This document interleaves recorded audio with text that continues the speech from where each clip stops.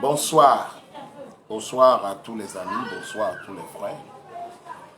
L'histoire que je vais te raconter ce soir, c'est l'histoire d'une femme tsunamite dont la foi a parlé. Une femme tsunamite dont sa foi en Dieu a parlé. Beaucoup de gens disent qu'ils ont la foi. Beaucoup de gens disent qu'ils croient en Dieu, mais leur foi ne parle pas. La foi doit parler. La foi doit défendre ta cause. La foi doit t'apporter une force, un réconfort, un encouragement, afin que tu puisses arriver au fin de beaucoup de choses. Cette femme était non seulement elle était tsunamite, elle n'était pas de la lignée des Juifs, elle était une étrangère. Mais sauf que les hommes de Dieu qui passaient par chez elle avaient constaté que la foi de cette femme était vraiment une foi digne de celui qui espère en Dieu.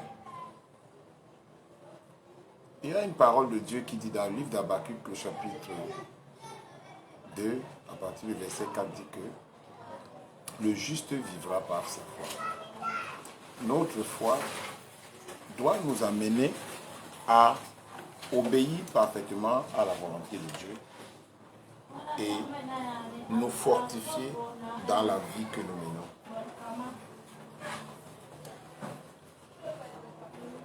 Élisée dit à la femme dont il avait fait revivre le fils, « Lève-toi, va-t'en, toi et ta maison, et séjourne où tu pourras, car l'Éternel appelle la famine, et même elle vient sur le pays. » Pour 7 ans.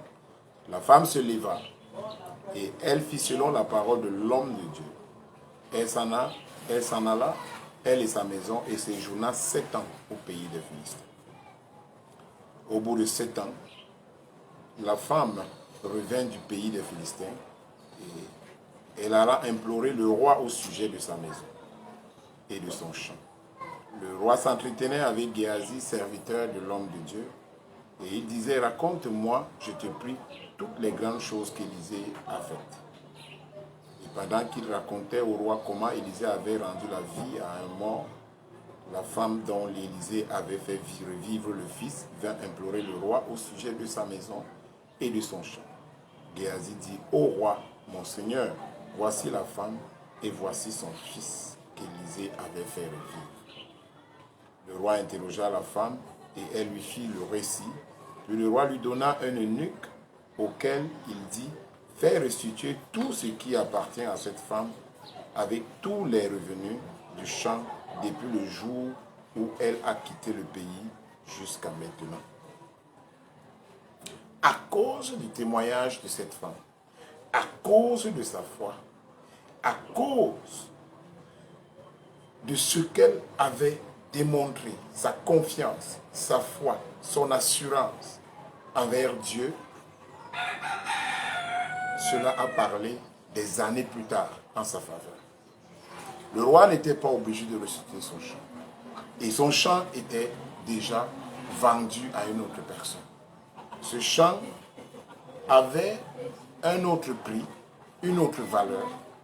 Et les gens ont utilisé ce champ pendant 7 ans. Pendant qu'elle était en exil de famine. À son retour, elle va vers le roi. Elle ne savait pas que ce jour où elle partait rencontrer le roi, il y avait quelqu'un qui était en train de donner le témoignage de sa foi. Il y avait celui qui a été témoin de la foi de cette femme. Parce que l'histoire commence dans 2 Rois chapitre 4.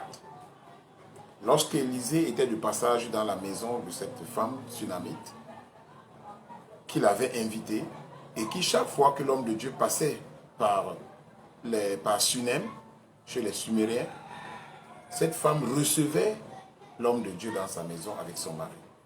Un jour, l'homme de Dieu dit à son serviteur, allez demander à cette femme qu'est-ce qu'elle veut, qu'est-ce qu'elle a besoin que Dieu fasse pour lui.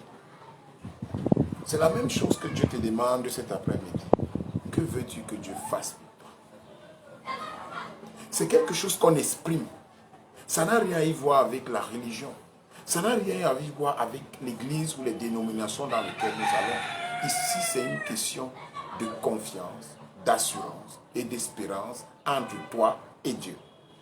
La foi n'a rien à y voir avec la religion. Détrompez-vous. D'autres gens ont la foi à travers leur religion. Les musulmans disent qu'ils ont la foi. Les bouddhistes disent qu'ils ont la foi. Les autres non-obédience et autres choses, ils ont la foi à quelque chose.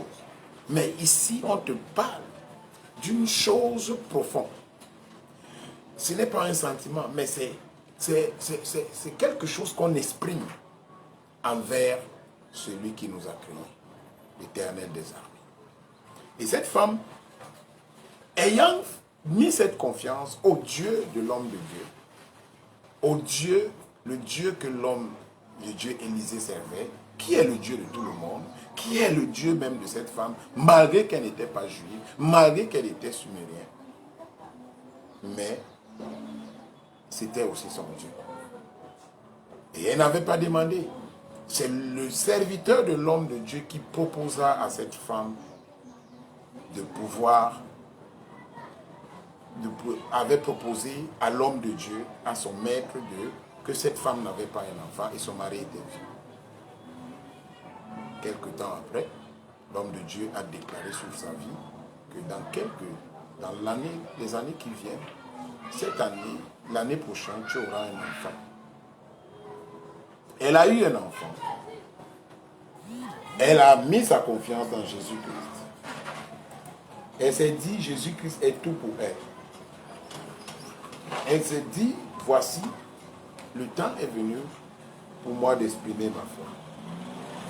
Et c'est comme ça donc qu'elle a eu un enfant. Mais sauf que, après 1 an ou 2 ans, cet enfant est mort. Voici où elle met donc, voici où la foi commence à se mettre en pratique. La mort de son enfant. Cette femme, lorsque son enfant meurt entre ses genoux, elle n'a pas pleuré. Elle n'a pas dit à son mari. Elle n'a pas crié aux voisins. Elle n'a pas demandé à ses voisins. Mais elle a porté l'enfant. Elle allait déposer l'enfant dans la chambre haute où se trouvait l'homme de Dieu. Alors, elle plaça l'enfant sur le lit de l'homme de Dieu et elle ferma la porte derrière elle, porta ses pieds, allait à des kilomètres là où résidait l'homme de Dieu pour lui dire, voici l'enfant que Dieu m'a donné à travers toi est mort. L'homme de Dieu lui dit, je fais avancer mon serviteur afin qu'il puisse prier. Il dit non, je ne veux pas que ton serviteur, je veux que toi-même, tu ailles voir le dégât que mon Père l'Éternel a causé. Et c'est comme ça donc que l'homme de Dieu va redonner la vie à l'enfant. Cette histoire est restée dans les archives. Cette histoire a été écrite.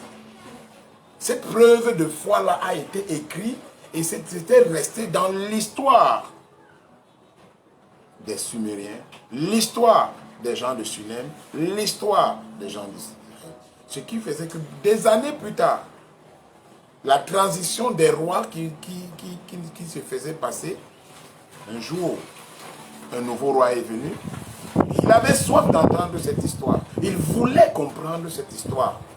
Et imaginez que pendant qu'on est en train de raconter à ce roi l'histoire de cette femme sumérienne,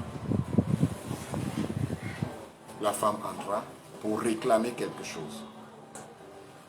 Si tu étais à la place du roi, tu devais seulement donner à cette femme ce qu'elle avait besoin.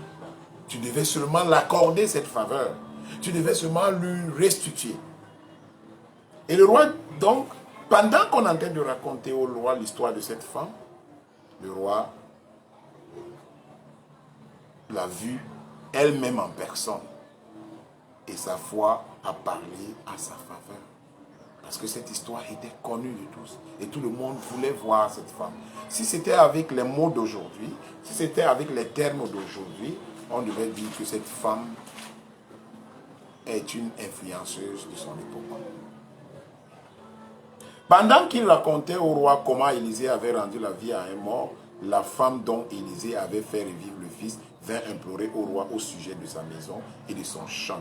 Géasi dit, « Ô roi, mon seigneur, voici la femme et voici son fils qu'Élisée a fait revivre. » Les deux témoins de cette histoire, les deux témoins de ce témoignage étaient vivants et ils étaient devant le roi qui suivait un témoignage, le roi qui écoutait un témoignage, qui écoutait une foi, une si grande foi d'une femme sumérienne. Ce jour, il voya la femme et il dit, le roi interrogea la femme et elle lui refit le récit. C'est-à-dire que le roi n'a plus voulu écouter Géasi qui était témoin, mais elle voulait maintenant comprendre le témoignage sorti de la bouche de la femme. Je prie que cette semaine, ce mois de novembre, que ton témoignage parle à ta faveur. Que pendant que tu seras en train de donner ton témoignage, que tout ce qui t'a été volé soit restitué au nom de Jésus. Que tout ce que tu as perdu, que là où tu as désespéré, que quelque chose de bien t'arrive. Parce que c'est le Dieu que nous servons, est le Dieu de la restitution, lorsque nous donnons le témoignage de ses bienfaits, des choses qu'il a réalisées dans notre vie. Puis le roi ordonna à son eunuque, auquel il dit, fais restituer tout ce qui appartient à cette femme, avec tous les revenus du champ, depuis le jour où elle a quitté le pays. Elle a fait 7 ans. On lui a donné la restitution de son champ depuis 7 ans. C'est ce que Dieu fait. C'est ce que Dieu nous apporte. Que ton témoignage te restitue tout ce que tu as perdu depuis les 7 dernières années. Au nom de Jésus-Christ de Nazareth. Mon frère, ma soeur, c'est ce témoignage que Dieu nous donne ce dimanche. C'est ce témoignage que Dieu nous apporte ce dimanche. Que la grâce de Dieu te localise. Que la grâce de Dieu te donne ce que tu as manqué. Ne mets pas la foi à la religion. Ne mets pas la foi à la religion. Ne mets pas la foi à la dénomination. Ne mets pas la foi sur un homme. Mets ta confiance en Dieu et il te donnera un témoignage. Ce n'est pas une question d'église, ce n'est pas une question de religion. C'est une question d'un apport personnel, d'une relation personnelle avec Dieu. En fait, la foi que Dieu nous donne, c'est pour avoir une relation personnelle, individuelle avec lui. C'est pour que nous puissions avoir un témoignage dans notre bouche. Que le Seigneur vous bénisse. Bon dimanche à tous. C'est ce que je voulais partager avec vous. Je bénis encore une fois de plus un fils, Ntama Kabel. Je bénis tous qui me suivent. Mon frère Mozia Marcel, qui est du côté du Tchad, et mon frère Alphonse Izina. Soyez bénis, que vos familles soient bénies. Je vais entendre les témoignages venus de vous, au nom de Jésus-Christ. Amen.